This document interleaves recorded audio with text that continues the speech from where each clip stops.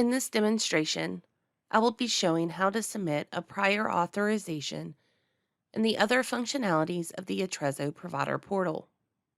If this is your first time accessing the Atrezzo Provider Portal, you will need to complete the multi-factor authentication process.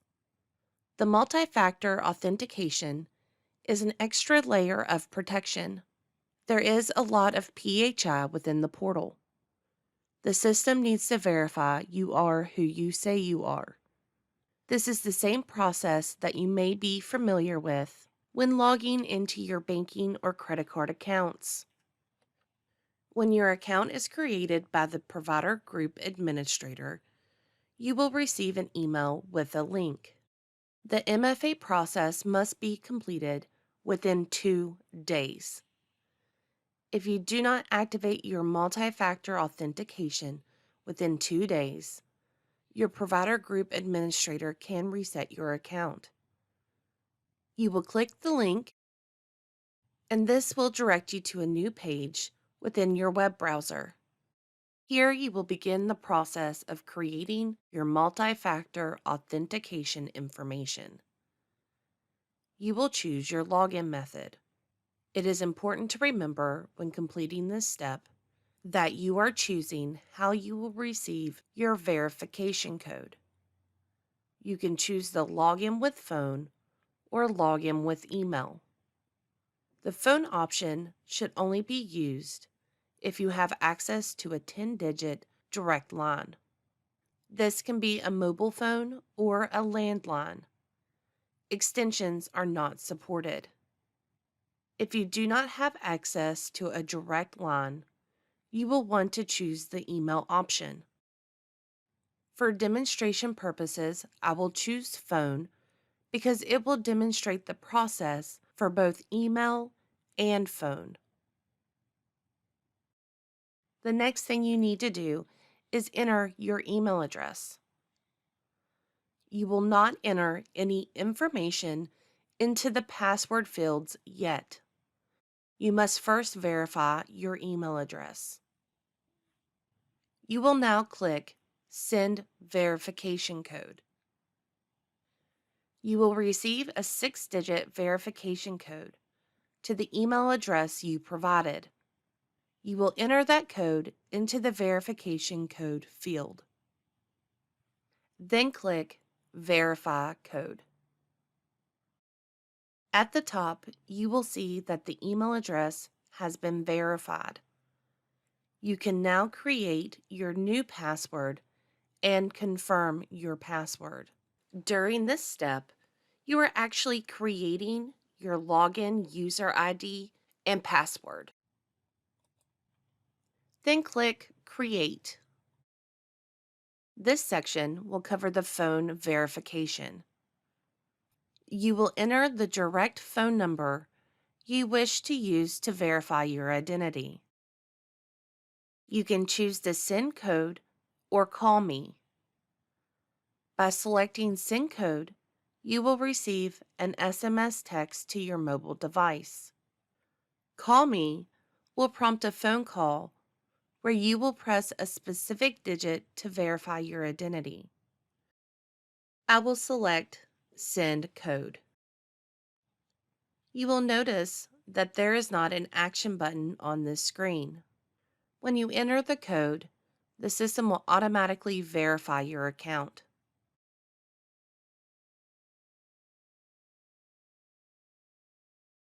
The page will automatically refresh and the Terms of Use Agreement will be displayed.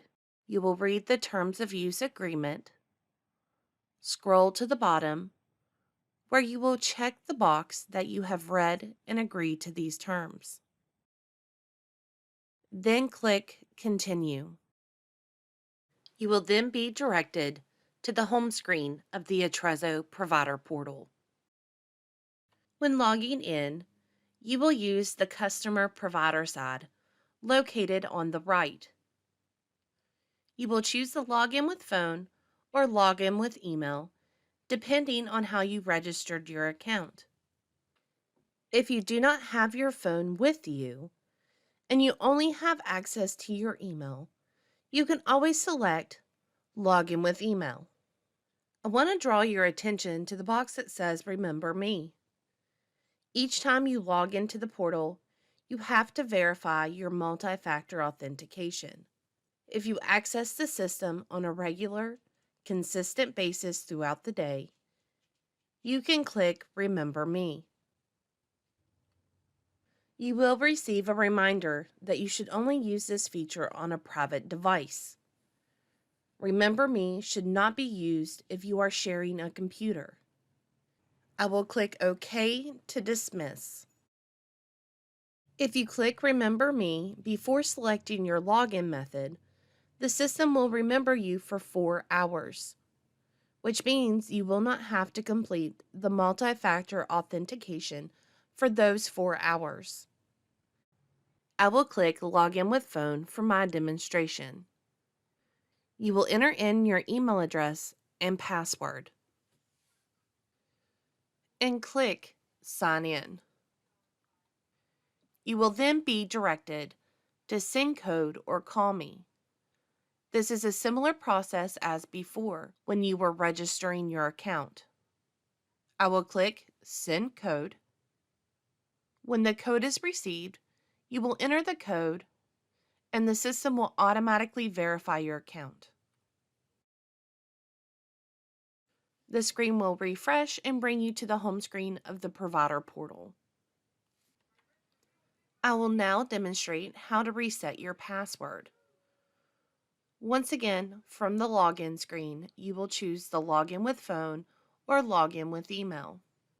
I will choose Login with Phone. And below the fields to enter your email address and password, there is a hyperlink that says Forgot Your Password. If you have forgotten your password, you will click Forgot Your Password. You will then enter your email address. Then click Send Verification Code. You will receive the verification code in your email. You will enter the code into the verification code box. Then click Verify Code. The email address has been verified. You will then click Continue. I will now select whether the system will send a code or call me. I will click Send Code. I will enter the code into the verification code box. And I will now enter in my new password and confirm my new password. Then click Continue. The password has been reset and we are back to the home screen of the Atrezzo Provider Portal.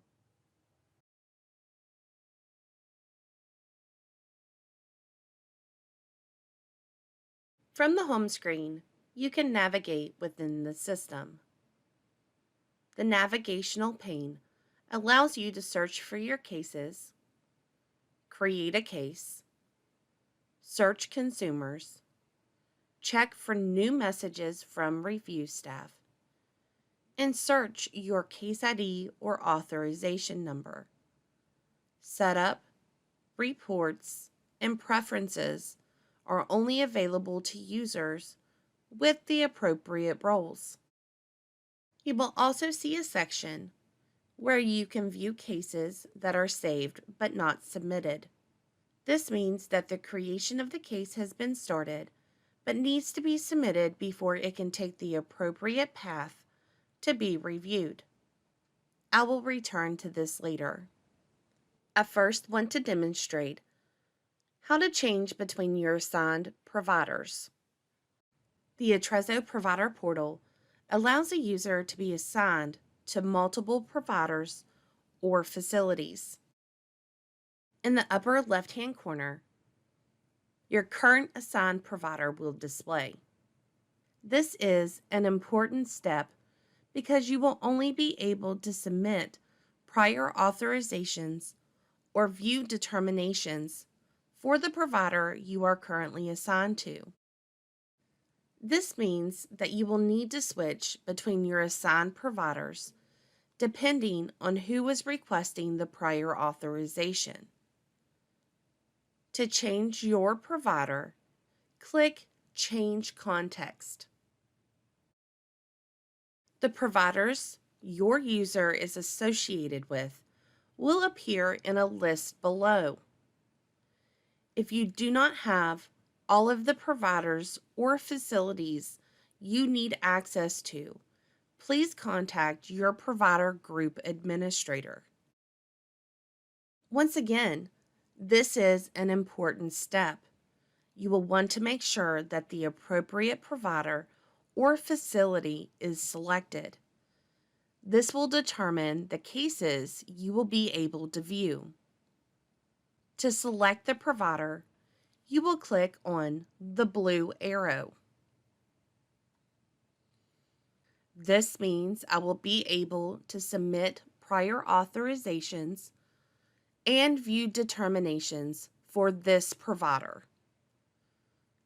Once again, to change the provider you are associated with, you will click on Change Context. And to select the provider, you will click on the blue arrow. Once you have chosen the provider or confirmed that the correct provider has been selected, you will begin creating your request. At the top of the page, in the navigational pane, you will click Create Case. Any information that is required will be indicated by the red asterisk. I want to draw your attention to the Go to Consumer Information button. It is currently grayed out and will not be available to click until all information has been completed. The case type will automatically default to UM. You will choose your case contract from the drop-down. There are two options in the drop-down: DMAS or expansion. Medicaid expansion aid categories are 100, 101, 102, 103, 106, and 108. You will choose DMAS for all other categories. For my demonstration, I will choose expansion. Then you will select your request type, whether inpatient or outpatient. I will be demonstrating both, but I will choose inpatient for the first example. Then click Go to Consumer Information. At the top, next to Step 1, you will see a green check mark. This check mark will indicate each step that has been completed successfully. If you see a red exclamation mark, you will need to return to that step to correct any mistakes or enter forgotten information. You will now search for your consumer. You can search by the consumer ID. The consumer ID is your member's Medicaid ID, or the combination of the date of birth and last name. I will enter the last name and date of birth for my example. Then click Search. The consumer will display, and if the consumer is correct, click Choose. Under the consumer information, any cases submitted by your provider group will be displayed. You will then click Create Case. I am now in an unsubmitted request. There is no Save button. The system will automatically save my progress as I enter information into the record. We are currently on Step 3, which is Additional Providers.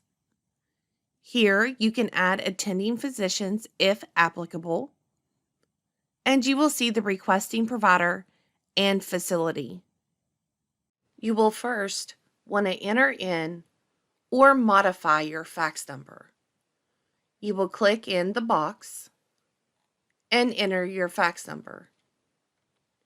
Please note that the facility will automatically default to the requesting provider. If your organization or facility is not the one rendering the services, you will need to change the facility. To change the facility, you will click Update. You will choose the provider type, whether facility or provider. To search the facility, you can enter in the facility name, NPI, or tax ID. For providers, you can search by the first name, last name, NPI, or tax ID. For my example, I will enter in the NPI number, then click Search. The facility will display, and to select the facility, you will click Choose. Once you have determined that all information is correct, click Go to Service Details. Under Service Details, the admission source and place of service are not required fields. You can bypass any fields that are not required. You must complete the admit date. You can enter the date by typing in the field, or you can click on the calendar. By clicking on the calendar, you will select the date. You will now enter the service type. You will click the drop-down, and here you will select the option that is appropriate for the type of request that you are creating. For my example, I will choose inpatient psychiatric. Then you will click Go to Diagnosis. You will now add your diagnosis codes to the request. The code type defaults to ICD-10. You will now search your code. You will click in the search field and begin typing your code.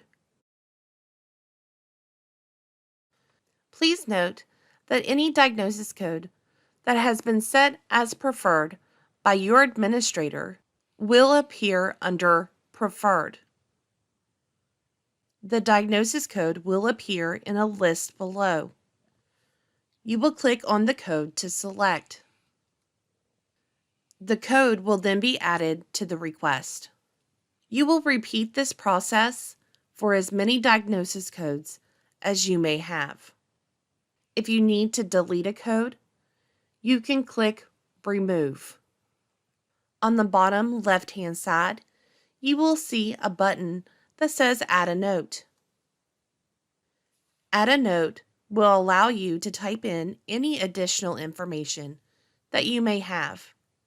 Add a Note will be available at the bottom of each step. Each note box will allow up to 8,000 characters to be entered. If you do have notes that need to be typed, you only have to enter them once. You do not have to enter them in each note box unless it exceeds service limitations. Once all diagnosis codes have been added, you will click Go to Request. You will select your request type from the drop-down. You do have the option to select admission, concurrent, initial, prior auth, registration, or retrospective. For my example, I will choose initial. The notification date and time automatically populate. Click Go to Procedures. Because I chose to enter an inpatient request, the system will automatically add the LOS procedure line for me. If you have additional codes that need to be added, you can always enter the code into the search field. Please note that the code type automatically defaults to CPT. You will enter in your code and select the code from the list. We now have 2 codes listed below in an unsubmitted status. We must complete all required information for each code that we have added to the request. We will enter in the requested start date, end date, duration, and quantity. To enter in the requested start date, you can click in the box and type, or select the calendar. You will now enter in the requested end date. You can type in the box, select the calendar, or you can enter in the requested duration. The requested end date and duration are linked. I will enter in the requested duration, and the end date will automatically update. You will then enter in the requested quantity. Once all information has been completed, you will move on to your next procedure line. You will click on the procedure line, and we will follow the same process, completing the requested start date, end date, and duration. I will click on the calendar and select the date. And then I will enter in my duration. Once you have completed all the required information, you will scroll to the bottom and click Go to Questionnaires. There is a questionnaire that needs to be completed. To complete the questionnaire, you will click Open. The questionnaire will open in a new tab, and you will complete all the required information. Once all the information has been completed, you will click Mark as Complete. And the questionnaire has been completed. We will now move on to attach a document. You will click Go to Attachments. If you have additional information that you wish to add to the request, you will click Upload a Document. The request automatically populated to R01. You will choose the document type from the drop-down.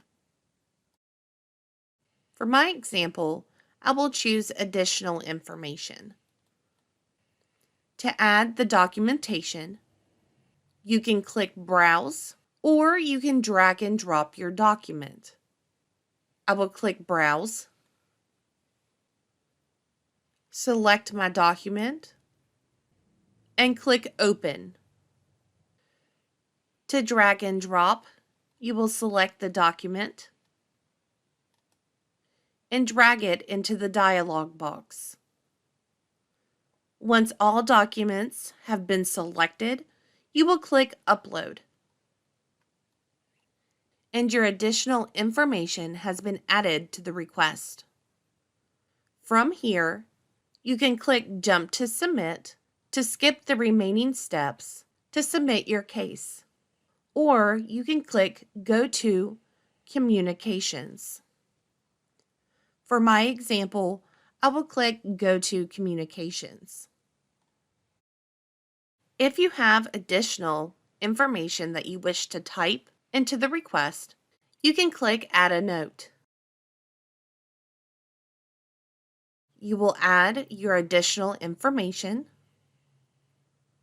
then click Add Note, and the note has been added to the request. Click Go to Submit. We are now on step 10, which is the Submit Case or Review. Here you will see all the information that you have keyed into your request. Each card has an Update button at the bottom. This allows you to return to that step to make corrections or add any other additional information. If all information is correct, you will click Submit. You will receive a disclaimer that states, "I understand that pre-certification does not guarantee payment. I understand that pre-certification only identifies medical necessity and does not identify benefits." You will click Agree. The screen will refresh and your request has been submitted.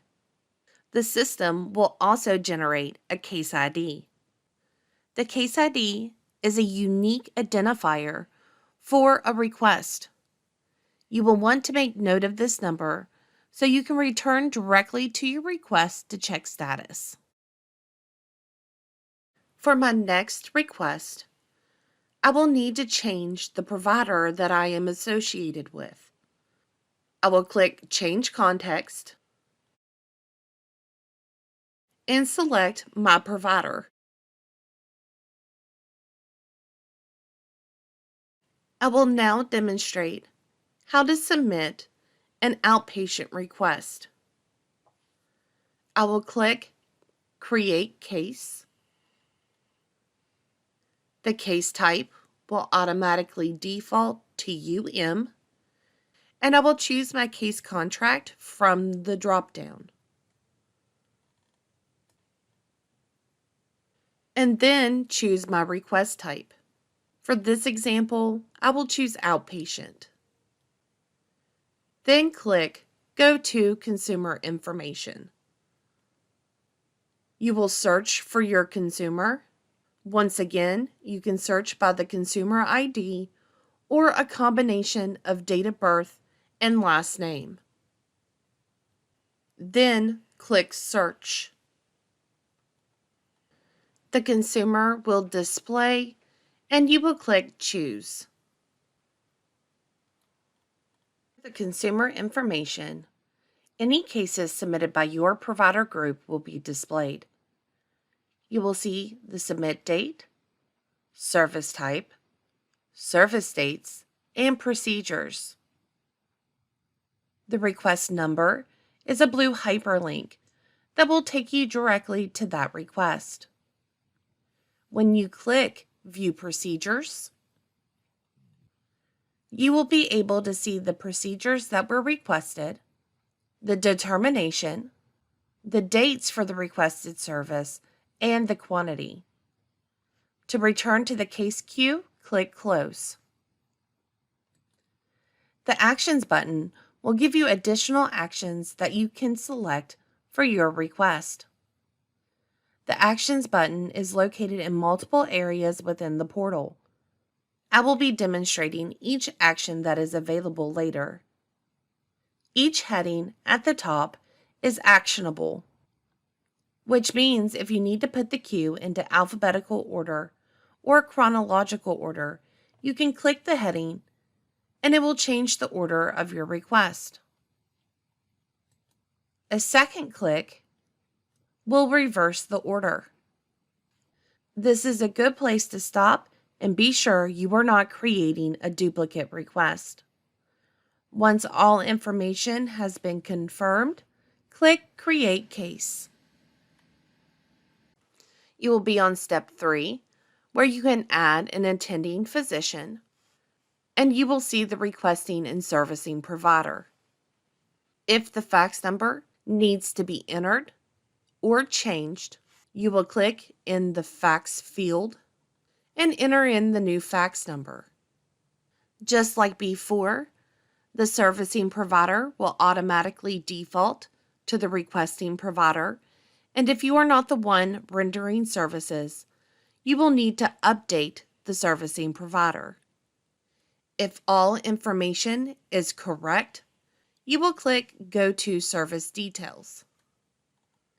The place of service is not a required field, but you will choose your service type from the drop-down. Once again, you will choose the service type that is appropriate for the request that you are creating.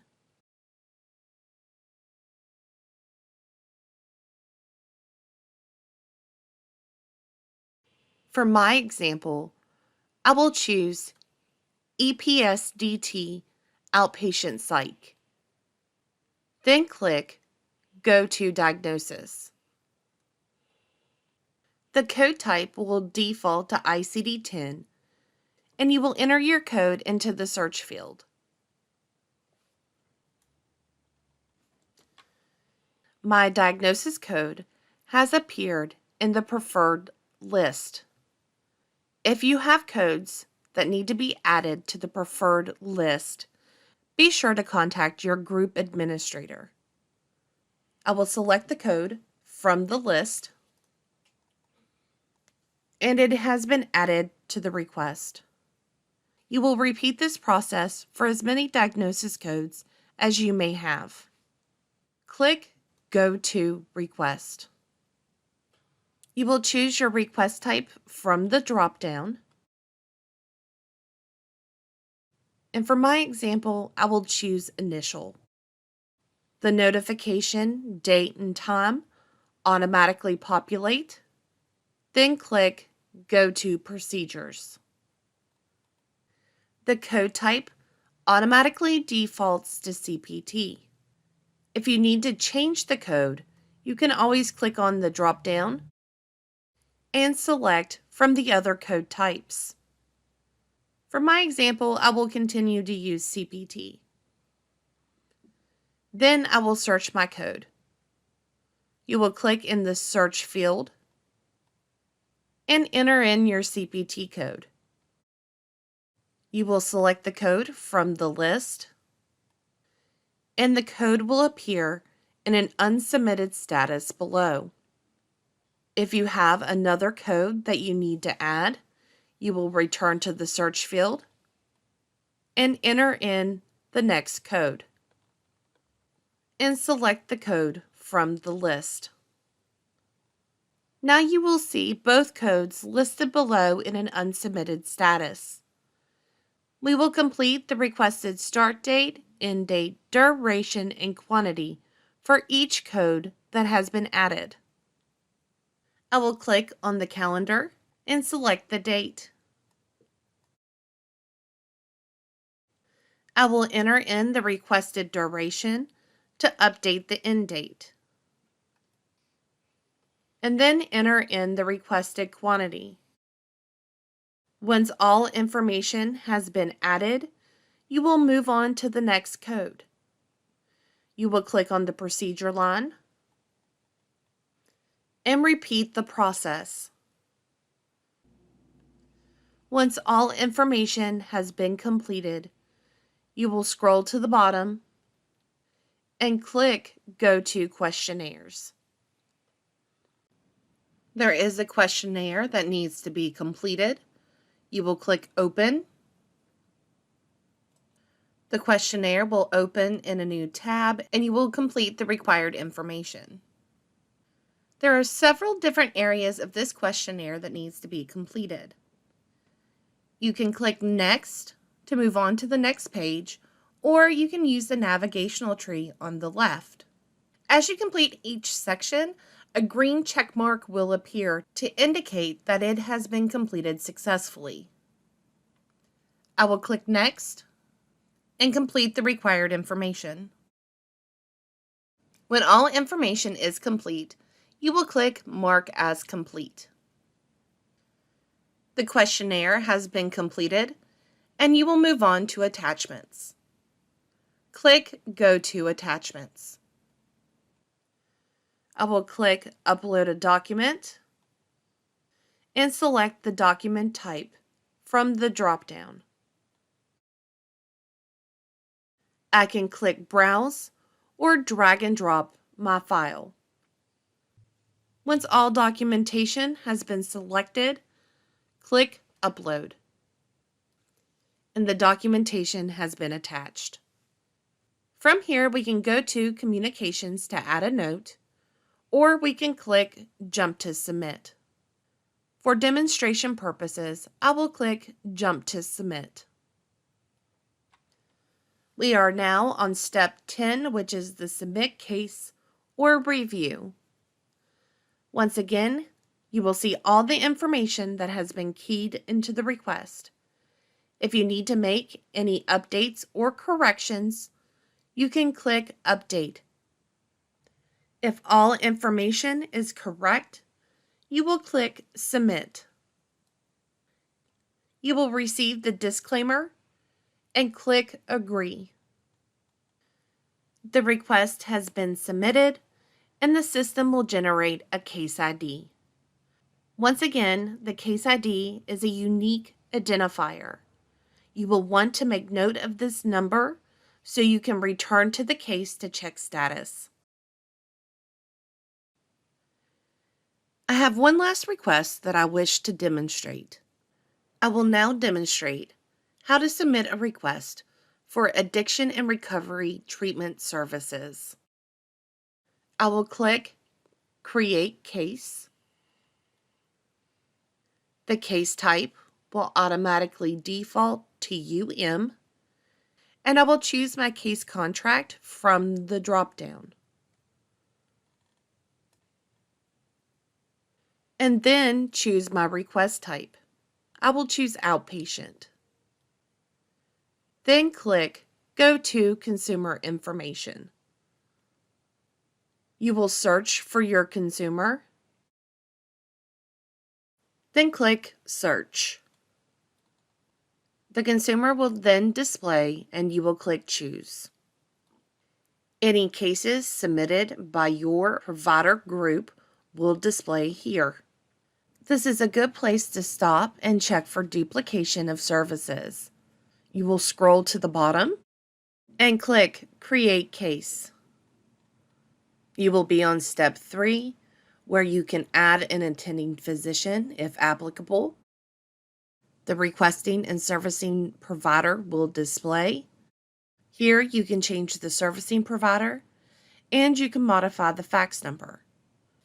If all information is correct, you will click Go to Service Details. You will select the service type from the drop-down. For this example, I will choose Substance Abuse.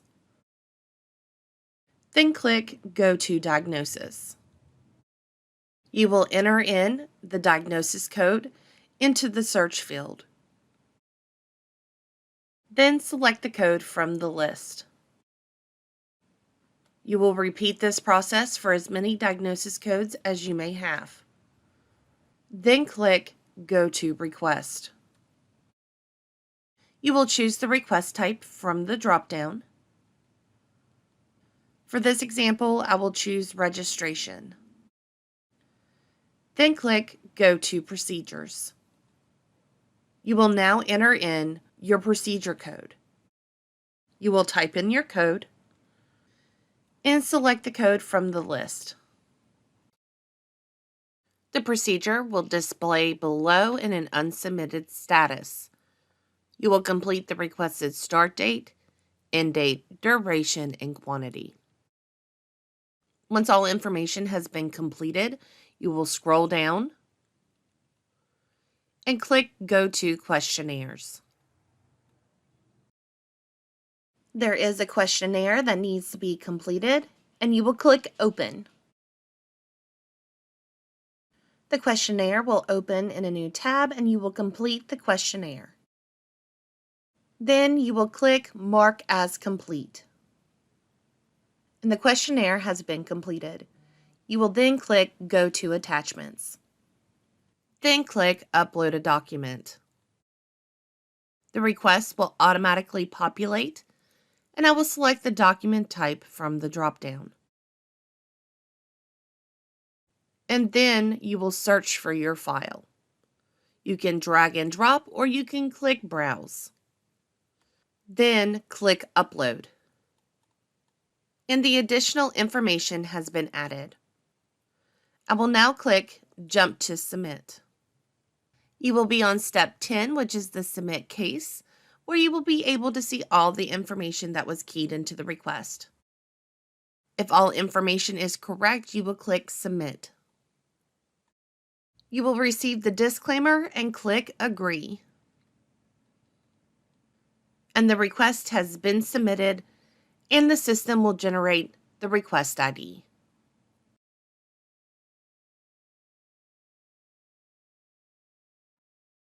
We will now review the Message Center. The Message Center is where any messages that have been sent by the review team on a request can be displayed. In the navigational pane, you will see Message Center. And in this case, it is displaying a 1 next to it. If we click the Message Center, we will be able to see the case that the message is associated with, who it is from, who it is to, and when it was sent. To view the message, you will click the arrow. We can reply to the message here by entering a message and clicking Send, or we can navigate to the case by clicking Go to Case. We will now walk through the process of adding additional documentation. At the top of the screen, there will be an Actions button. You will click Actions, then click Add Additional Clinical Information. We will select our request from the drop-down. In this example, I will select the R01 and click Next. Here we can enter our note or attach additional documentation. I will add a file to the request by clicking Browse, selecting the file, and clicking Open. I will select my document type from the drop-down and then click Submit. And our additional information has been submitted. Notice that the Message Center now indicates a 0, meaning there are no messages for you to view. The Message Center will only display messages until we have viewed them. Once you have replied to the message or navigated to the case, that message will no longer be visible. I will now demonstrate how to view your determinations. You want to keep track of the case ID, as mentioned before. The easiest way to get a status update from the provider portal is to use the case ID. In the navigation pane, there is a search bar on the right-hand side. You will enter your case ID and press Enter on your keyboard or click anywhere outside of the box. This will refresh the page and bring us directly to our case. On the left-hand side, you will see that the request status is completed. The Atrezzo Provider Portal has several different status of review that are all color-coded and will indicate which part of the review process your case is currently in. There is an unsubmitted status, which identifies a case that has been created but not submitted. A submitted status that indicates the case has been submitted but has yet to be reviewed. Active review, which identifies a case that is being reviewed by a clinical reviewer. Then there is a completed status, which means that the case has been submitted, reviewed, a determination made, and is now complete. To view your determination, click on Case Summary. The case summary will open in a new tab. The case summary is an expanded version of the case view. It will show you the consumer information, your servicing provider, the diagnosis codes, what was requested.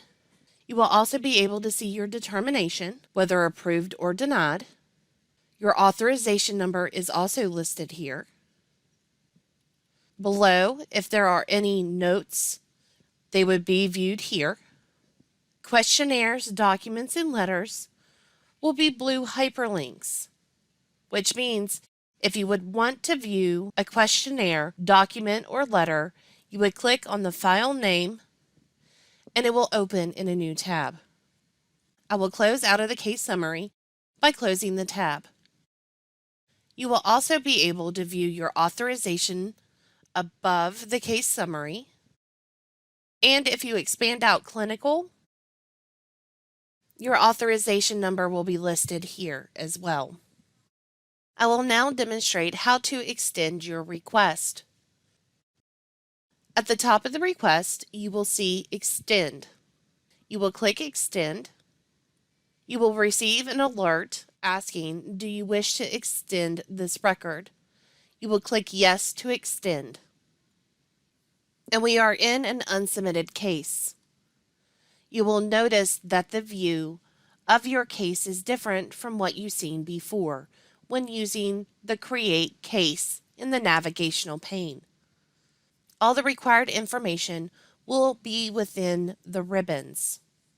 When you create an extension, you will notice that the case ID will remain the same. It will also copy over the member, your provider facility. If you expand clinical by clicking on the arrow, you will see that it also copies the service details, diagnosis code, and the procedure code. You will notice that Request 01 has 4 reviewed procedures, and it's in a submitted status. Under Request 02, you will see that it's unsubmitted. We will scroll down. Procedure codes on the original request have also been copied over. We will need to complete the requested end date, duration, and quantity. Just like before, you can click in the box and use the calendar to select the date, or we can enter in the requested duration. I will enter in the requested duration, and the end date will automatically update. I will now enter in the requested quantity. We will move on to the next code. We will need to complete the requested end date, duration, and quantity. The end date will update, and I will enter in the requested quantity. And we will continue that process for each code that is on the case. We will scroll down to questionnaires, expand questionnaires by clicking on the arrow, and we have 2 questionnaires that need to be completed. You will click on the name of the questionnaire, and the questionnaire will open in a new tab. And just like before, you would complete all the required information on the questionnaire. When the required information is complete, you will click Mark as Complete. And we will complete the next questionnaire. Please note that documents that have been attached and notes that have been made to the original request will not copy over. To add additional documentation, you will expand the Attachments ribbon by clicking on the arrow, then expand Documents. You will click here to upload file. You will browse for your file, select your file and click Open. You will choose your document type, and then choose the request from the dropdown as R02. Anytime that you see R01, that is in reference to Request 1 or the initial request. R02 is your extension request.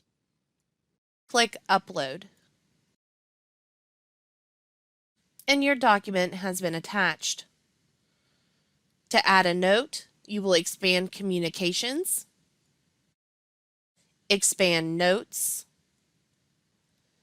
then click Add Note.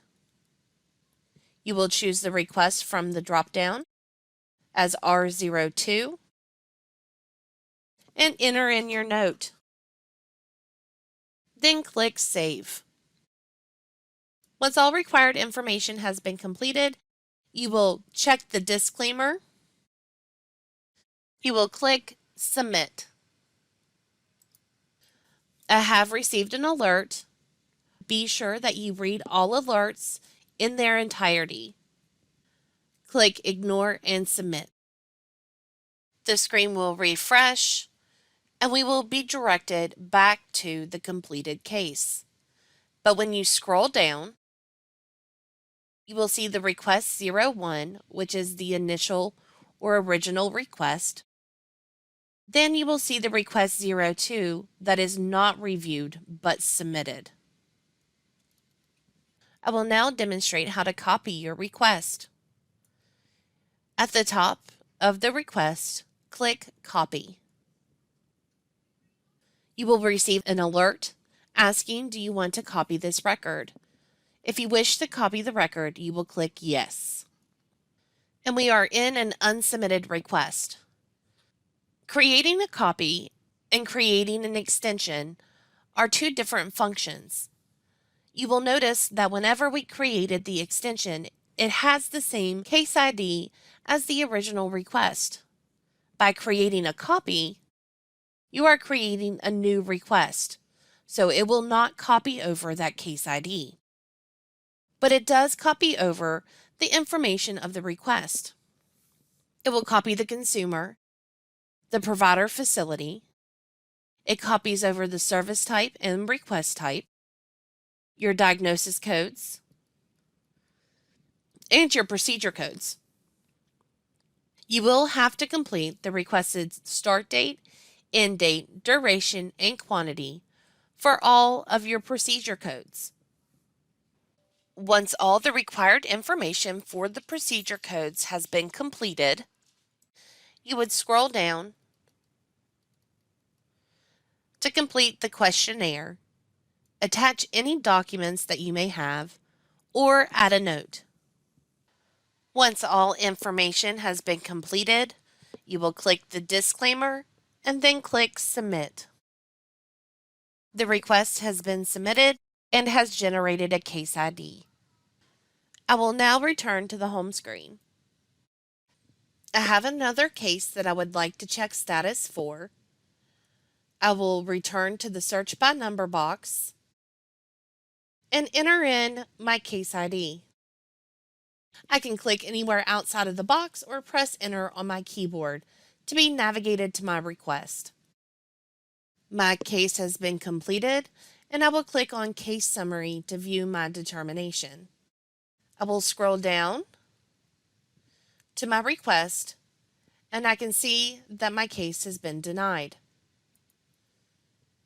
Under Letters, the file name will be a hyperlink, and you will be able to click on the name to open the letter in a new tab. You are able to print the letter by clicking on the printer icon. To close the letter, you will close the tab. If you need to print a copy of the case summary for your records, you will scroll to the top and click the printer icon. To exit the case summary, you will click out of the tab. I will now demonstrate how to submit a peer-to-peer. You will click Actions at the top of your request, and then click Request Peer-to-Peer Review. You will select your request from the drop-down as R01, then click Next. You will make your note or attach your document. Then click Submit. And your peer-to-peer has been submitted. I will now return to home. I will now demonstrate how to complete a saved request. Requests saved but not submitted will appear on your home screen. Notice that when my mouse hovers over the line for the request, the pencil icon will appear. To continue the submission process for the request, you will click on the pencil icon to edit. It will bring you back to your request so you can continue to enter your clinical information and the required information to submit. Once again, please note that the case does look different from before. The Create Case has a different layout than what it does whenever you edit a saved request. You will complete all the required information before you submit. This concludes the demonstration on how to submit prior authorizations and the other functionalities of the Atrezzo Provider Portal.